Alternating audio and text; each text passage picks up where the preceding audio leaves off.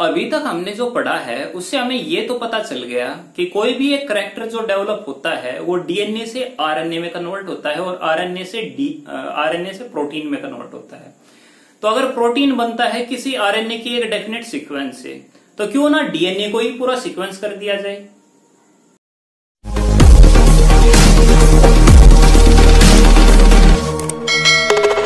Hello everyone, I am Anil Kumar, your biology teacher. Hope you are doing great. This is the last lecture video of molecular basis of inheritance. आज की class के अंदर हम दो topic cover करेंगे, एक human genome project और दूसरा डीएनए फिंगरप्रिंटिंग। हमने अभी तक ये पढ़ा है कि कोई भी एक करैक्टर है वो डेवलप होता है जब डीएनए से आरएनए बनता है और आरएनए से प्रोटीन बनता है। तो डीएनए की कौन सी सीक्वेंस हमें आरएनए देती है, तो उसके लिए हमें डीएनए की सीक्वेंसिंग करनी पड़ेगी, यानी कि हमें ये देखना पड़ेगा कि जो डीएनए है उसके अंदर कौन सी सीक्वेंस है जिससे प्रोटीन बनने लग रहा है, यानी जिससे आरएनए से प्रोटीन जो है बनने लग रहा है।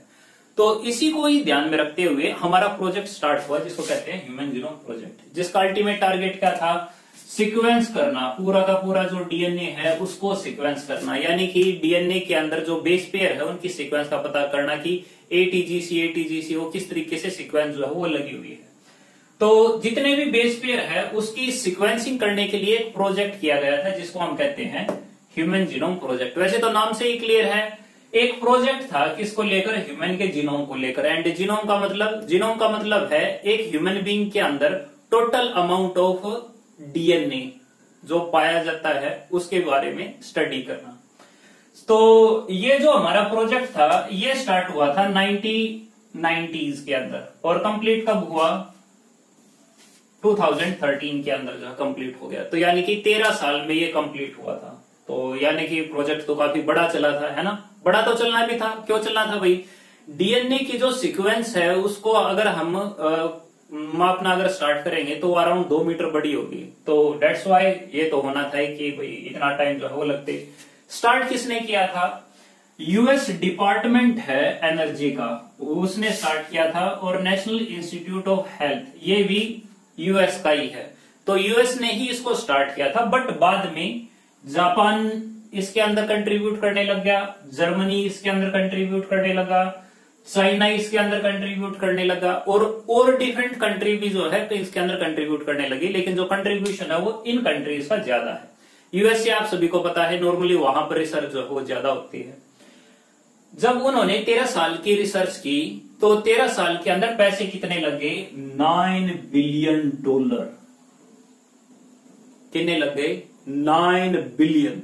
9 बिलियन का मतलब 9 गुना 10 की पावर 12, इतने डॉलर हैं।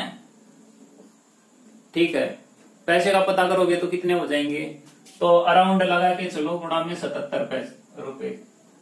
ठीक है, नॉर्मली 77, 78, 80 तक जो है चला जाता है, तो 77 अगर लेके चलेगी तो आप समझ सकते हो कि कितने ज्यादा पैसे लगे हैं इस चीज के ऊपर।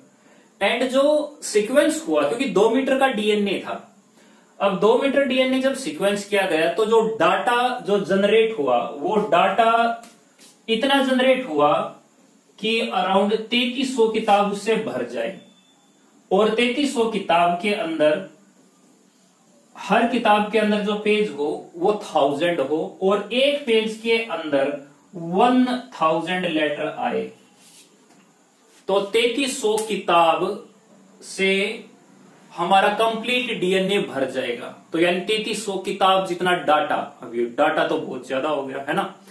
तो इसी डाटा को मेंटेन करने के लिए और डिफरेंट ब्रांचेस जो है वो भी स्टार्ट हुई, बट उसको हम बाद में देखेंगे।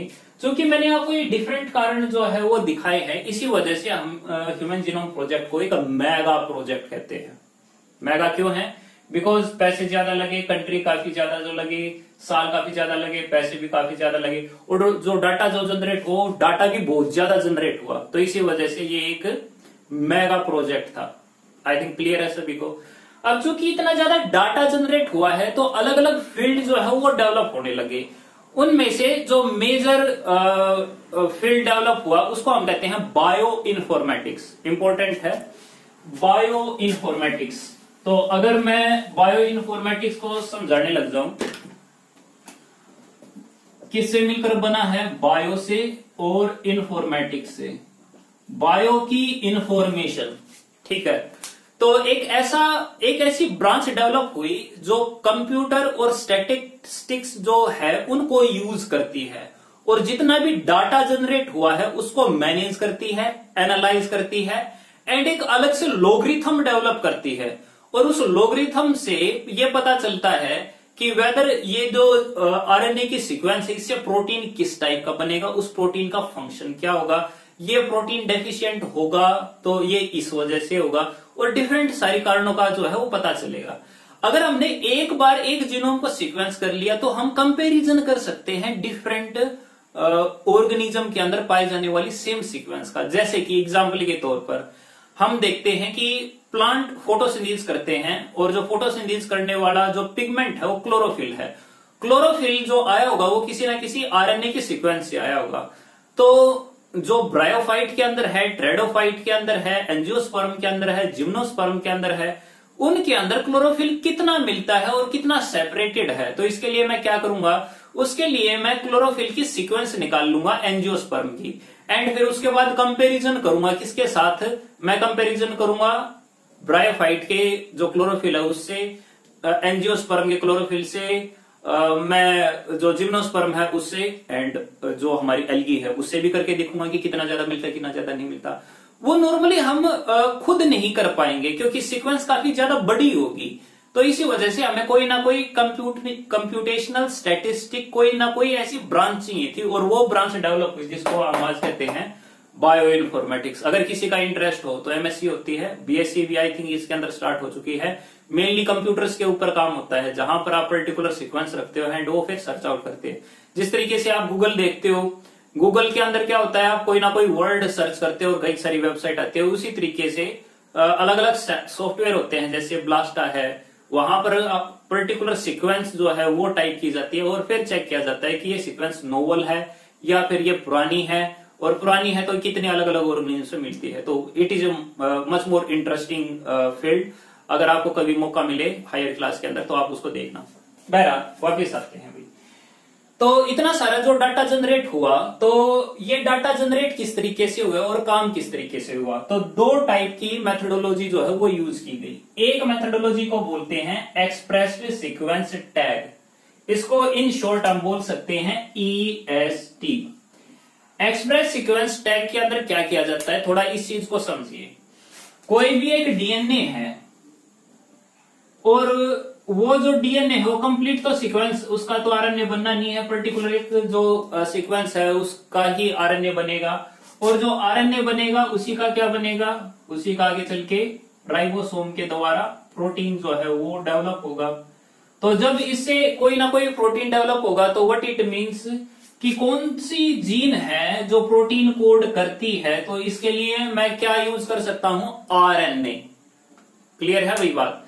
मैं क्या करूंगा, अगर मुझे यह पता करना हो कि ह्यूमन सेल के अंदर कितनी जीन्स है जो प्रोटीन बनाती है, तो मैं क्या करूं, मैं सभी का आरएनए बाहर निकाल लूं, आरएनए को कन्वर्ट करूं डीएनए के अंदर एंड उसको डाल दूं किसके अंदर, बैक्टीरिया के अंदर। बैक्टीरिया के अंदर डालने के लिए हम यूज करते हैं याक और बैक। याक और बैक क्या है, yeast artificial chromosome, and back क्या है, बैक्टीरियल आर्टिफिशियल क्रोमोसोम। तो yeast artificial chromosome and bacterial artificial chromosome के अंदर हम जो आरएनए से डीएनए बनता है उसको इनके अंदर डालते हैं एंड उन बैक्टीरिया के अंदर ईस्ट के अंदर एक्सप्रेस करके देखते हैं कि कौन सा नया प्रोटीन जो है वो बना। ठीक है, तो इस टाइप की जो हम चीजें यूज करते हैं उसको हम क्या बोलते हैं, EST, एक्सप्रेस सीक्वेंस टैग। यानी कि ह्यूमन का आरएनए निकाल लो, रिवर्स ट्रांसक्रिप्शन की हेल्प से डीएनए बनाओ, और फिर ईस्ट आर्टिफिशियल क्रोमोसोम और बैक्टीरियल आर्टिफिशियल क्रोमोसोम के अंदर उसको एक्सप्रेस करवाओ, और न्यू जो प्रोटीन जो होगा उन सेल के अंदर, क्योंकि ह्यूमन के अंदर तो अलग प्रोटीन बनता है, उनके अंदर अलग प्रोटीन बनता है, तो जो नया प्रोटीन बना है उसको आइडेंटिफाई कर लो। क्लियर है भाई। एक तो ये मेथोडोलॉजी थी। दूसरी थी सीक्वेंस एनोटेशन, सीक्वेंस को एक्सप्लेन करना। जब हमें ये पता चल जाता है कि ये आरएनए है, ये डीएनए की सीक्वेंस है एंड उससे अल्टीमेटली जो है ये प्रोटीन बनता है, तो अब हमें ये पता होना चाहिए कि जो हमारा आरएनए होता है प्रोसेस्ड, उसके अंदर एक्सोन्स होते हैं, इंट्रोन्स नहीं होते। और जब उसके अंदर इंट्रोन्स नहीं होते तो अगर हम डीएनए बनाते हैं तो वो डीएनए बिना इंट्रोन्स का होता है। तो इसलिए हमें क्या करना पड़ेगा, हमें पूरा का पूरा डीएनए जो है वो सीक्वेंस करना पड़ेगा। और सीक्वेंस करने के बाद, वैसे सीक्वेंस करने के लिए हमारे पास एक अलग से टेक्निक भी है जिसको बोलते हैं हम सेंगर टेक्निक। तो सेंगर टेक्निक यूज की गई थी डीएनए को सीक्वेंस करने के लिए। और सीक्वेंस करने के बाद हमने डीएनए को छोटे छोटे पार्ट के अंदर डिवाइड किया और डिवाइड करने के बाद में हर किसी को एक्सप्रेस करवा के देखा। और एक्सप्रेस कराने के बाद जैसा जैसा वो प्रोटीन बना उसके हिसाब से हमने जो है उनके सीक्वेंस जोड़ के पूरा डीएनए जो है वो आइडेंटिफाई कर लिया। जैसे कि भाई लेट्स से हमारे पास ये पूरा डीएनए था, तो एक बैक्टीरिया के अंदर इतना डीएनए डालेंगे, एक के अंदर इतना डालेंगे, एक के अंदर इतना डालेंगे, एक के अंदर इतना डालेंगे, तो सभी के अंदर जो है अलग अलग डीएनए जो हम डाल देंगे। अब सभी के अंदर अगर हम अलग अलग डाल देंगे तो उससे क्या होगा, उससे ये होगा कि हो सकता है कि वो जीन एक्सप्रेस हो सकता है ना हो। तो इसलिए हमें क्या करना पड़ेगा, एक दूसरा सेट जो है वो भी लेना पड़ेगा एंड उसके अंदर थोड़ी अलग टाइप से कटिंग करेगी। किसी के अंदर यहाँ पे कटिंग करेंगे, किसी की यहाँ पे करेंगे, किसी की जो है यहाँ पर करेंगे। तो कुछ ऐसा एरिया होगा जो ओवरलैप होगा, और जो ओवरलैप वाला एरिया होगा उससे हमें ये पता चल जाएगा कि ये सीक्वेंस एक्चुअल में यहाँ पर थी और ये सीक्वेंस जो है यहाँ पर ये पर्टिकुलर आरएनए बनाती थी जिससे कि अल्टीमेटली प्रोटीन जो है वो बनता है। तो सिंपल सा है भाई, आरएनए बना करके, आरएनए से डीएनए बना करके प्रोटीन आइडेंटिफाई कर लिया, एक्सप्रेस सीक्वेंस टैग। उसके बाद क्या किया हमने, डीएनए को कई सारे छोटे छोटे पार्ट के अंदर डिवाइड किया एंड फिर अलग अलग वेक्टर के अंदर यानी कि ईस्ट के अंदर या फिर बैक के अंदर जो है हमने वो कल्चर किया एंड फिर एक्सप्रेशन उसका देखा। एंड जहां जहां पर ओवरलैपिंग सीक्वेंस मिली तो उस ओवरलैपिंग के हिसाब से हमने ये डिसाइड कर लिया कि ये सीक्वेंस यहाँ पर होगी, ये सीक्वेंस यहाँ पर होगी और ये सीक्वेंस यहाँ पर होगी। ठीक है, आई थिंक यहां तक जो है आपको क्लियर हो गया होगा। अब ये जो दो मेथोडोलॉजी जो यूज हुई है तो इनसे फायदा क्या हुआ है, तो फायदा देखते हैं। साइलेंट फीचर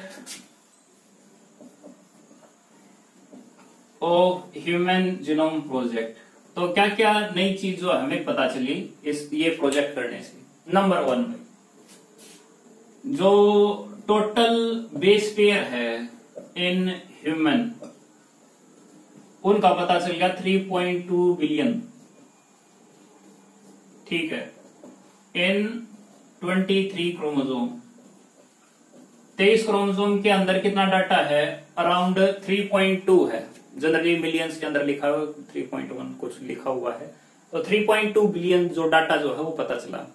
और क्या पता चला, 30,000 जीन्स आइडेंटिफाई इन ह्यूमन, यानी कि 30,000 जीन्स ही है ह्यूमन के अंदर। और क्या पता चला, जो एवरेज जीन का साइज है, एवरेज जीन जो साइज है वो अराउंड 3000 बेस पेयर का है। जो मैक्सिमम साइज है ऑफ जीन वो मिला 2.4 मिलियन। किसका मिला, मस्कुलर डिस्ट्रोफिन का। और जो मिनिमम साइज वाली जो जीन जो हमें मिली वो थी testis determining factor, Y chromosome के ऊपर थी। कितनी थी, 14 बेस पेयर की। कितनी ज्यादा छोटी, सबसे बड़ी कौन, मस्कुलर डिस्ट्रोफी, सबसे छोटी कौन, टीडीएफ फैक्टर। कहां पे होगा, वाई क्रोमोसोम पे होगा। डिस्ट्रोफिन जीन कहां पर है, एक्स क्रोमोसोम के ऊपर है। क्लियर भाई इतना, ठीक है। और क्या चीज हमें पता चली ह्यूमन जीनोम प्रोजेक्ट से, हमें यह पता चला कि केवल 2% ऑफ डीएनए कोड प्रोटीन और 98% तो कोड करता है ही नहीं। और मोस्ट ऑफ दी जो डीएनए है जो इनकोड नहीं करता उसमें से मेजोरिटी का जो है वो रिपीटिटिव है। तो जो डीएनए है उसके अंदर जो रिपीटिशन है उसको बोलते हैं अलग अलग नाम से, जैसे macro satellite, mini satellite, micro satellite, satellite word जहां पे आ जाए यानी कि वो रिपीटिशन की बात करने लग रहा है। मैक्रो का क्या मतलब हो गया? मैक्रो का मतलब ये है कि जो रिपीटिशन है वो अराउंड 150 से 300 बेस पेयर की। मिनी का क्या मतलब है? मिनी का मतलब है कि 11 से अराउंड 60 बेस पेयर की रिपीटिशन है, एंड ये 5 से 8 बेस पेयर की रिपीटिशन है। तो यानी कि डीएनए के अंदर रिपीटिशन जो है वो काफी ज्यादा मिली, और जो रिपीटिशन ज्यादा मिली उसको 3 अलग अलग लेवल के अंदर हम देख सकते हैं। एक ये चीज भी जो हमें नई चीज मिली। इसके अलावा और क्या चीज हमें पता चली इससे? भाई इससे पता ये भी चला हमें कि अराउंड 98% तो डीएनए अपना जंक है, यानी वो काम नहीं करता, लेकिन वो डिफरेंशियल फंक्शन जो है वो करता है, जिसकी वजह से आज के टाइम पे हम अलग दिखाई देते हैं। इसके अलावा और क्या हमें पता चला इससे? हमें पता ये भी चला कि जो लिली फ्लावर है उसके पास हमसे ज्यादा डीएनए है और हमारे अंदर कम है। तो इवन दो डीएनए उसके अंदर ज्यादा है, but we are more complex as compare to a lily plant. ठीक है, तो यानी कि जो कॉम्प्लेक्सिटी ऑफ ऑर्गेनिज्म है, complexity of organism is not determined by length of DNA। ऐसा नहीं है कि डीएनए अगर ज्यादा है तो फिर ऑर्गेनिज्म जो कॉम्प्लेक्स होगा, ऐसा कोई खास जो है वो देखने को नहीं मिला है। अराउंड 99.9 डीएनए जो है सबका सेम ही है, बट ऐसे कई सारी हमें जगह मिली है, अराउंड 1.4 मिलियन ऐसी लोकेशन है जहां पर सिंगल न्यूक्लियोटाइड का डिफरेंस है, उसको बोलते हैं हम सिंगल न्यूक्लियोटाइड पॉलीमॉर्फिज्म। तो केवल एक न्यूक्लियोटाइड का ही डिफरेंस है, बाकी सारा का सारा जो है वो वैसा ही है। तो इसका जो है हमें ये पता चला। और क्या पता चला भाई? सबसे ज्यादा जीन किसके अंदर पाई जाती है? क्रोमोसोम नंबर फर्स्ट के अंदर। तो जो क्रोमोसोम फर्स्ट है उसके अंदर मैक्सिमम जीन जो है वो पाई जाती है। कितनी पाई जाती है? 2968 जीन्स। और जो क्रोमोसोम वाई है उसके अंदर सबसे कम, कितनी कम? 231 जीन जो है उसके अंदर पाई जाती है। तो अगर हम यहां पर देखें तो हमारे पास बहुत सारा डाटा जो है वो जनरेट हुआ, एंड ये आगे चल के काफी ज्यादा यूज हुआ हमारे डीएनए फिंगरप्रिंटिंग के अंदर। बट आई एम लुकिंग की जो वीडियो है थोड़ी सी बड़ी होने लग रही है, सो हम इसको यहाँ पर एंड करते हैं। ठीक है, हम इसके लिए एक सेपरेट वीडियो जो है बनाएंगे डीएनए फिंगरप्रिंटिंग के लिए। अगर आपको ये टॉपिक अगर समझ में आ गया है, ठीक है, तो कमेंट करें, ठीक है, लाइक करें, इससे कॉन्फिडेंस मेरा बढ़ता है। And happy learning.